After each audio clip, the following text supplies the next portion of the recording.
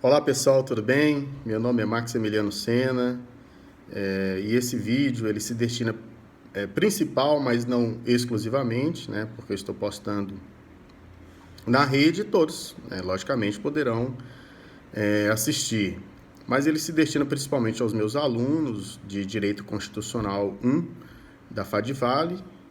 As aulas foram suspensas de forma preventiva para evitar a disseminação do coronavírus. Então, eu estou gravando esse vídeo, um resumo, alguns comentários do tópico que nós estudaríamos. E então, é uma forma também de evitar a disseminação desse vírus que está assolando o mundo inteiro. O tema que nós vamos discutir é eficácia horizontal dos direitos fundamentais. Além da eficácia horizontal, que significa a eficácia nas relações privadas, nós temos a eficácia vertical, que é a oponibilidade dos direitos fundamentais contra o Estado. No que tange a eficácia vertical, não tem muita discussão, porque ninguém discorda que o Estado é o destinatário primordial dos direitos fundamentais e deve cumpri-los, deve concretizá-los. Mas a eficácia horizontal ela suscita algumas teorias, algumas discussões, se as relações privadas estariam imunes aos direitos fundamentais ou se também nas relações privadas os direitos fundamentais têm aplicabilidade. Eu queria destacar uma teoria, que é a teoria da State Action.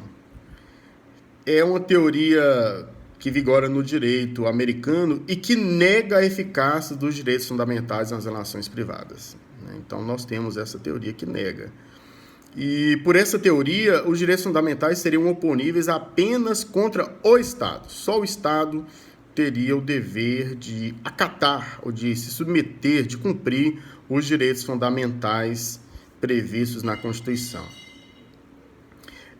Há algumas outras teorias que nós veremos, que é a teoria da eficácia indireta ou mediata dos direitos fundamentais. O que isso significa? Os direitos fundamentais eles não seriam aplicáveis de imediato às relações privadas. Haveria a necessidade de uma mediação do legislador. E se o legislador obrigasse os particulares em suas relações jurídicas a cumprir também essas disposições contendo direitos fundamentais, aí sim haveria essa eficácia dos direitos fundamentais. Mas se não houver a atuação do legislador, aí não haveria essa aplicabilidade. Então, a aplicabilidade ou a teoria da eficácia indireta ou mediata, ela prega isso.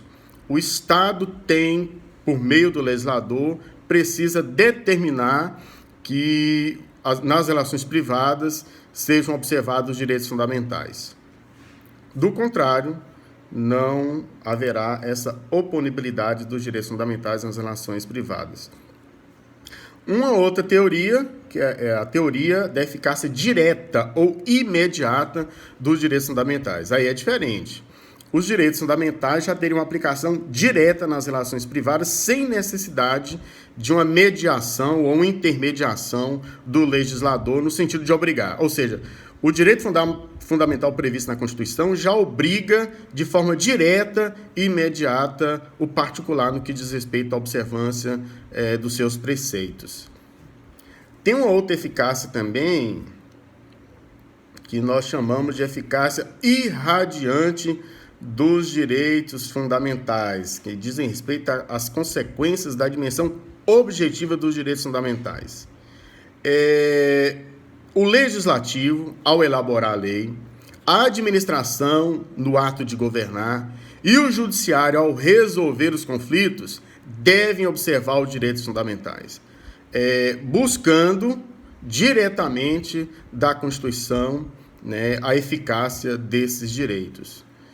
Na verdade, gente, todos devem observância aos direitos fundamentais. E nós temos aqui alguns precedentes judiciais da aplicação dos direitos fundamentais às relações privadas. né, e de aplicação direta dos direitos fundamentais. No recurso extraordinário 160.222-8, o Supremo Tribunal Federal entendeu constituir constrangimento ilegal a revista íntima em mulheres em fábrica de lingerie. Ou seja, não precisa de uma lei determinando isso. Se bem que é uma lei que diz especificamente sobre revista. Mas aqui a fonte de validade é a própria Constituição, que se aplica diretamente às relações privadas. Porque a relação entre a empregada e o empregador é uma relação privada. E, nesse caso, a intimidade da mulher foi ferida. Então, o STF entendeu que foi um constrangimento ilegal.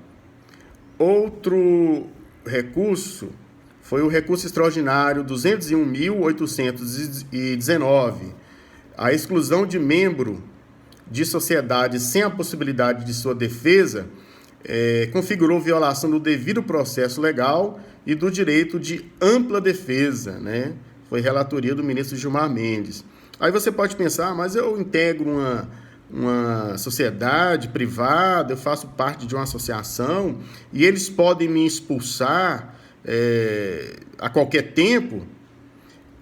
Primeiro, deverá respeitar as previsões estatutárias, né, nos atos constitutivos ali da entidade.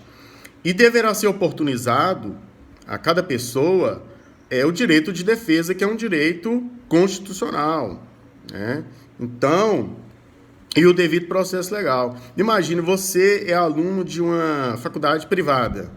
Essa faculdade ela pode simplesmente te expulsar da instituição? Pode, se você violou algum preceito ali do regimento, né? Mas você terá o direito de se defender. Você terá a ampla defesa. Se a instituição ela te expulsa de forma sumária, esse ato poderá vir a ser questionado e invalidado, porque violou um preceito constitucional, um direito fundamental previsto na Constituição. Vamos falar também um pouquinho sobre os deveres fundamentais. Nós temos que entender que a vida em sociedade ela nos dá direitos, mas também nos obriga a cumprir alguns preceitos, né? São os chamados deveres, que são situações que nós devemos observar por vivermos em sociedade. São os chamados deveres fundamentais. Às vezes as pessoas dizem assim, nós temos muitos direitos e poucos deveres.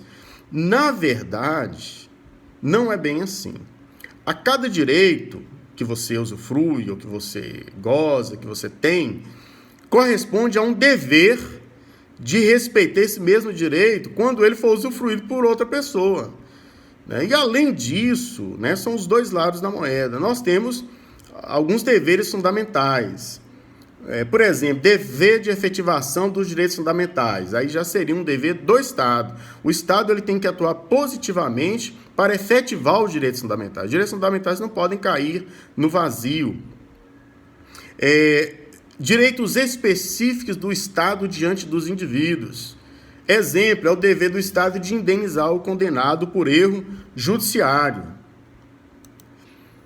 O deveres de criminalização do Estado é quando o Estado ele tem o dever de tipificar determinadas condutas por um comando constitucional para proteger bens jurídicos que a sociedade entendeu que são de alta relevância e que, para sua maior proteção, precisa de uma tipificação penal em caso de violação. O exemplo aqui é a normatização do crime de tortura, que a própria Constituição impõe ao Estado esse dever. Deveres do cidadão e da sociedade. Exemplo, serviço militar obrigatório, a educação, que é um dever do Estado e também da família. Dever de exercício do direito de forma solidária, levando em consideração os interesses da sociedade. O que nós precisamos entender é que vir em sociedade nos dá direitos, mas, como eu disse, também nós contraímos deveres. O direito de propriedade, por exemplo, a Constituição assegura o direito de propriedade, mas a propriedade ela tem que cumprir uma função social, Porque se ela não cumprir uma função social, ela vai de encontro àquilo que é previsão constitucional. Uma empresa é uma propriedade privada? Sim, mas tem que cumprir uma função social. E como é que ela cumpre essa função social? Gerando empregos dignos, cumprindo a legislação tributária, não é isso? Porque, do contrário, se for só para ganhar dinheiro, ela não vai cumprir uma função social. Mas, além de gerar riqueza para o seu proprietário, ela tem que gerar desenvolvimento para toda a sociedade. Deveres implícitos. O exercício do direito por uma pessoa pressupõe o dever de todas as demais, e, sobretudo, das autoridades do Estado, que foi aquilo que eu disse no início. E uma coisa nós precisamos entender: não existe disposição constitucional que seja mera recomendação. Todas as disposições constitucionais terão alguma eficácia, né? Sempre. José Afonso da Silva que diz isso. Não existe nenhum dispositivo constitucional que seja mera peça decorativa ou que sejam meros conselhos morais. Não. Todas, de alguma forma, todas terão algum tipo de eficácia. Então, são apenas alguns comentários sobre essa temática e mais adiante a gente vai debatendo mais algum tema de direito constitucional. Um abraço e até.